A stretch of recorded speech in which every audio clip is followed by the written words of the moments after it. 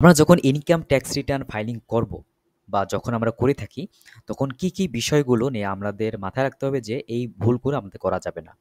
এই ভুলগুলো যখন আমরা করব তখন আমাদের ফাইলটি যখন অডিটে পড়বে তখন অবশ্যই আমাদেরকে বিভিন্ন নোটিশ বা বিভিন্ন মামলায় বা আইনি জটিলতায় আমাদের পড়তে হতে পারে।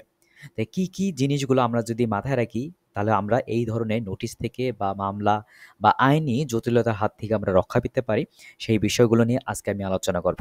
ভিউয়ার্স, আমি আলোচনা করব এই কারণে যে অনেকেই আমাকে বিভিন্ন সময় বিভিন্ন কারণে যে তাদের ট্যাক্স রিটার্ন এখানে ভুল হয়েছে বা তাদের এই একটা নোটিশ এসেছে এবং বিভিন্ন রিজন নিয়ে তারা আমাকে কল দেয় বা হোয়াটসঅ্যাপে এসএমএস দেয়।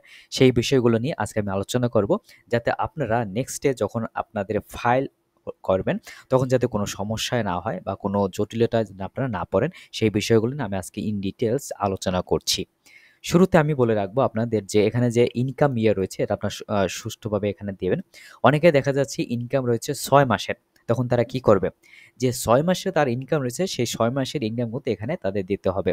ধরুন জুলাই থেকে ডিসেম্বর পর্যন্ত, তখন সে কি করবে? এই ডিসেম্বরের পর্যন্ত সে কি করবে? এই ট্যাক্স ফাইলিংটা করবে। ধরুন এই যে হচ্ছে এই পর্যন্ত দেখেন, জুলাইয়ের থেকে আপনার হচ্ছে ডিসেম্বর পর্যন্ত এই ৬ মাসের সে ইনকামটা সেখানে দেখাবে।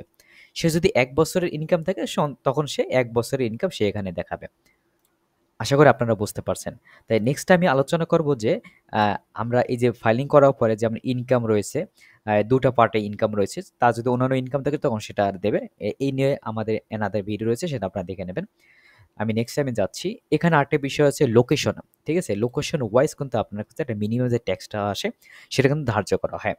আপনার কোন এরিয়ার ভিতরে আপনারা রয়েছেন সেটা এখানে ফাইলিং করবেন। এই নিয়ে আমার ভিডিও রয়েছে, আপনারা দেখে নেবেন। আরেকটা বিষয় গ্রোস ওয়েলথ। আপনার যদি ৫০,০০,০০০ এর উপরে যদি আপনার গ্রোস ওয়েলথ হয় তখন ইয়েস দেবেন। ওকে। এই যে ছোট বিষয়গুলো আপনারা এইগুলা যখন ফাইলিং করবেন তখন অবশ্যই আপনাদের মাথায় রাখতে হবে। ট্যাক্স রিবেটের বিষয়টা অন্যান্য যে আপনারা ট্যাক্স রিবেট পাচ্ছেন যেমন সঞ্চয়পত্র ডিপিএস, সেক্ষেত্রে আপনার যদি থাকে ইয়েস দেবেন। ওকে। এখন কথা হচ্ছে এই যে আমার ইনকাম ফ্রম এমপ্লয়মেন্ট, মানে আমি একটা জব করছি। এই ভদ্রলোক এবিসি কোম্পানি, ধরুন এটা জাস্ট এক্সাম্পল সহকারে বোঝানোর জন্য বলছি যে এখানে জব করছে। ইন ডিটেলস কিন্তু ইনকামগুলো এখানে সুন্দরভাবে দিয়ে দেন। এইখানে রয়েছে দেন ইনকাম ফ্রম ফাইন্যান্সিয়াল অ্যাসেট। এখানে যে মেন যে সমস্যাটা হয়, যেমন গ্রোস ইন্টারেস্ট প্রফিট, এই একটা পার্ট। দেন আরেকটা পার্ট রয়েছে আপনার কি টিডিএস। ঠিক আছে? এই ক্ষেত্রে আপনারা কিভাবে ফাইলিং করবেন? এখানে ধরুন মোস্ট একটা সমস্যা হয়, দেখবেন কি গ্রোস ইন্টারেস্ট অনেক সময় আপনাদের 0.8, 0.5 এরকম কিন্তু থাকে। আপনাদের এটা মাথায় রাখতে হবে যে 0.5 এর উপর থাকলে তখন কি ওই আগের যে সংখ্যাটা থাকে পয়েন্টের উপর তার সাথে ১ যোগ করে আপনারা দিয়ে দেবেন। এখানে কোনো ফ্র্যাকশনে আসবে না। তেমনিভাবে টিডিএস যেটা রয়েছে এটা আপনারা এভাবে দেবেন। এছাড়া আরেকটা বিষয় হচ্ছে যে আপনাদের যখন সঞ্চয়পত্র আপনারা করেন, এখানে কিন্তু registration number, issue date, value এবং গ্রোস যে ইন্টারেস্টটা, এটা কিন্তু সঠিক হতে হবে। কারণ কি এই সঞ্চয়পত্রের রেজিস্ট্রেশন অনুযায়ী কিন্তু এই যে এনবিআর এর যে সফটওয়্যার রয়েছে সেখানে কিন্তু আপডেট হয়ে যায়। ঠিক আছে? আপডেট হওয়ার কারণে আপনি যদি এখানে অন্য একটা দেন তখন কিন্তু তারা ম্যাচিং করবে না। তখন কিন্তু এই যে ট্যাক্সটা, তখন কিন্তু এই যে ট্যাক্স লেজার রয়েছে সেখানে কিন্তু তারা নেবে না। সো সেই ক্ষেত্রে আপনার কি করতে হবে? সঠিকভাবে কিন্তু ফাইলিং করতে হবে। ঠিক আছে? এখানে রেজিস্ট্রেশন হিসেবে যেখানে হাইফেন থাকে সেগুলো আপনারা সুষ্ঠুভাবে দেবেন। ওকে। দেন আমি আলোচনা করছি এক্সপেন্সে ঘরে। অ্যাকচুয়ালি জীবন ধারার মান অনুযায়ী কিন্তু আপনাকে কিন্তু এই যে এক্সপেন্সের পার্টটা আপনার কিন্তু ফাইলিং করতে হবে। এই বিষয়ে আমার ভিডিও রয়েছে, আপনারা দেখে নেবেন। দেন অ্যাসেট পার্টে রয়েছে। অ্যাসেট পার্টে কিন্তু আপনাকে সঠিকভাবে কিন্তু এটা ফাইলিং করতে হবে। এখানে আপনার যতটুকু ডিপিএস রয়েছে, ঠিক আছে? ডিপিএস আবার ক্যাটেগরাইজ রয়েছে, সেই অনুযায়ী আপনারা কিন্তু এখানে ফাইলিং করবেন। ওকে। এখানে যে ব্যালেন্সটা রয়েছে সেই ব্যালেন্সটা কিন্তু আপনাকে সুন্দরভাবে ব্যাংক ব্যালেন্স কত রয়েছে বা অ্যাডভাইসে কত রয়েছে সুন্দরভাবে ফাইলিং করতে হবে।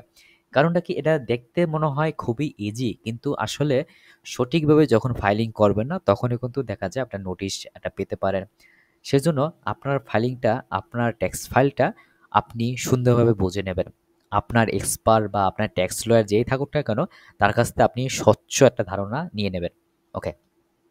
আপনার যদি কোনো লোন থাকলে আপনার সুন্দরভাবে কিন্তু ফাইলিং করতে হবে। ঠিক আছে? এখন গোল্ডের একটা বিষয় রয়েছে। এটা যেহেতু গিফট, ঠিক আছে? বর্তমানে একটা রুলস হয়েছে যে আপনার এখানে ভ্যালুটা দেখানো ভালো। ঠিক আছে? কিন্তু ভ্যালু দেখাতে গিয়ে যদি আপনার ক্যাশ ব্যালেন্সটা যদি একটা অন্যরকম একটা ডিফারেন্স চলে আসে, তখন সেক্ষেত্রে কিন্তু আপনার কিন্তু মিলল না, ক্যাশ ফ্লোটা হলো না কিন্তু। সো আপনার যখন গিফট থাকবে, ঠিক আছে, তখন আপনি এখানে জিরো দিতে পারেন। ওকে, সাধারণত আপনি যখন পারচেস করবেন তখন মাস্ট এখানে ভ্যালু দিতে হবে। ওকে, দেন ফার্নিচার ইলেকট্রনিক্স এটা যদি পারচেস করেন সে তখন কিন্তু এভাবে দিয়ে দেবেন। ক্যাশ ইন হ্যান্ডে রয়েছে, ঠিক আছে। এখন বিষয় হলো যে আপনার মোস্ট একটা ইম্পর্টেন্ট, আপনি যখন ফ্যামিলি রিসিভ করেন, অনেকে কি করে পার্টিকুলার দিয়ে ফ্যামিলি রিসিভ দেয়, এখানে ফ্যামিলি দেয়, এখানে অ্যামাউন্ট দিয়ে দেয়। ধরুন 20 লাখ টাকা সে কি করে একটা রিসিভ করেছে ফ্যামিলি থেকে, তখন এই পার্টি কি করবে? এই পার্টে অবশ্যই ফ্যামিলির যার কাছ থেকে, ধরুন ফাদারের কাছ থেকে সে একটা কি করলো, 20 লাখ টাকার একটা কি অ্যামাউন্ট নিয়েছে, ক্যাশ নিয়েছে, যেটা আবার ট্যাক্স ফাইলে সে উল্লেখ করছে। এই ক্ষেত্রে ওই ফাদারে কিন্তু এটা 10 লাগবে। ধরুন ব্রাদারের কাছ থেকে সে 5 লাখ টাকা নিয়েছে, ওই ব্রাদারের 10 কিন্তু এখানে দিতে হবে। ঠিক আছে, এটা কিন্তু মোস্ট ইম্পর্টেন্ট একটা পার্ট। ওকে, দেন কথা হচ্ছে নেট ওয়েলথ। ঠিক আছে, লাস্ট ইয়ারের যে 1 নম্বর স্লিপটা রয়েছে, সেই 1 নম্বর স্লিপে তার হচ্ছে নেট ওয়েলথ কত রয়েছে সেটা এখানে বসাই দেবেন। এখানে কিন্তু ডিফারেন্স যে বিষয়গুলো, এই ডিফারেন্স এখানে কিন্তু রাখা যাবে না। ঠিক আছে, এই বিষয়গুলো আপনারা একটু সতর্ক হবেন। এখন আরেকটি বিষয় হলো যে আমরা অনেক সময় কি করি, তাড়াহুড়ো করে আমাদের ট্যাক্স ফাইলটা যখন ফাইলিং করি, তখন অনেক সময় বিভিন্ন রকম ভুল ভ্রান্তি হয়ে থাকে। যেমন ইনকাম কম দেখানো বা ইনকামের পার্ট একটু বেশি দেখানো, বা আমাদের যেখানে ল্যান্ড পার্ট রয়েছে, ঠিক আছে, নন এগ্রিকালচার যে ল্যান্ডের পার্টটা রয়েছে, সেই পার্টের ক্ষেত্রে দেখা যায় অনেক সময় আমরা কোনো কিছু ভুল করে ফেলি। যেমন এরিয়া, যেমন হচ্ছে স্কোয়ার ফিট বা ডেসিমেল বা একর, সেই ক্ষেত্রে আমরা একটু ভুল করে পারি। ফ্ল্যাটের ক্ষেত্রে স্কোয়ার ফিট, ঠিক আছে, এই ধরনের ক্ষেত্রে আমরা অনেক সময় কি ভুল করে ফেলি। কারণ এই ভুলগুলো এড়ানোর জন্য আমাদের কি করতে হবে, বিভিন্ন রকম একটা লিস্ট তৈরি করতে হবে আমাদের ট্যাক্স ফাইলের ক্ষেত্রে।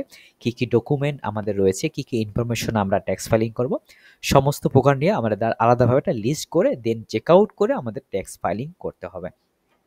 আমাদের সঞ্চয়পত্র ইস্যু ক্ষেত্রে এখানে একটা বলে নগদায়নকৃত সঞ্চয়পত্র যদি হয়, সেক্ষেত্রে এটা কিভাবে ফাইলিং করতে হবে, এটা ইন ডিটেলস কিন্তু আপনার কিন্তু এখানে জানতে হবে। এরপর যদি আপনার কোনো কোশ্চেন থাকে অবশ্যই কোশ্চেন করতে পারেন। ঠিক আছে, আমি যথাসময়ে সেগুলো উত্তর দেবো।